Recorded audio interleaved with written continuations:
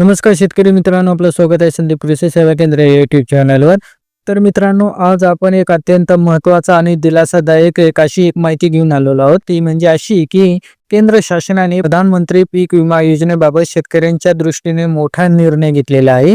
होय, केंद्रीय कृषी मंत्रालयाने 18 नोव्हेंबर 2025 रोजी पीक विमा योजनेतील महत्त्वाचे ट्रिगर्स लागू करण्यास मंजुरी दिलेली आहे. यामध्ये खास करून दोन मोठ्या मागण्या सरकारने मान्य केलेल्या आहेत.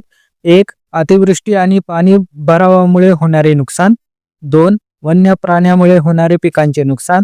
तर शेतकऱ्याकडून बराच काळ या दोन्ही मुद्द्यावर तक्रारी येत होत्या. पंजाब, गुजरात, महाराष्ट्र, कर्नाटक, तमिळनाडू, आंध्र प्रदेश, तेलंगणा तसेच केरळ या राज्यामध्ये 2025 मध्ये अतिवृष्टीमुळे शेकडो हेक्टर क्षेत्रातील पिकाचे मोठ्या प्रमाणात नुकसान झालं होतं. विद्यमान ट्रिगर लागू नसल्यामुळे शेतकऱ्यांना विम्याचा लाभ मिळणे कठीण झालं होतं. विशेष म्हणजे भात पिकाचे देखील अतिवृष्टीमुळे नुकसानीत समावेश होणार आहे, जे अनेक शेतकऱ्यांसाठी मोठा एक दिलासा देणारी बातमी आहे.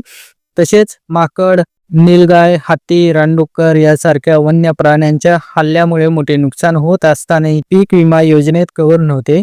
पण आता ही बाब विमा संरक्षणात समाविष्ट करण्यात येणार आहे. म्हणजेच आता अशा नुकसानीची ही भरपाई मिळवण्याचा मार्ग शेतकऱ्यासाठी अधिक सुलभ होणार आहे.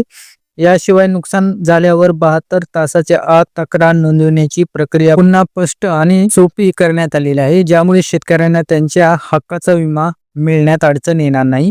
केंद्रीय कृषी मंत्री शिवराज सिंह चौहान यांनी सततच्या पाठपुराव्यानंतर हे बदल मंजूर केले असून खरीप हंगाम 2026 पासून ही सुधारित प्रधानमंत्री पीक विमा योजना देशभरात लागू होणार आहे. या संबंधित नवीन मार्गदर्शन सूचना जाहीर केल्या जातील. ही सुधारणा शेतकऱ्यांच्या दीर्घकाळाच्या मागण्या मान्य करण्याचा मोठा टप्पा आहे. त्यामुळे शेतकऱ्यांना अधिक सुरक्षितता आणि दिलासा मिळणार आहे. तर मित्रांनो, आपल्या संदीप कृषी सेवा केंद्र या यूट्यूब चॅनलला सबस्क्राईब नक्की करा. धन्यवाद. जय जवान, जय किसान.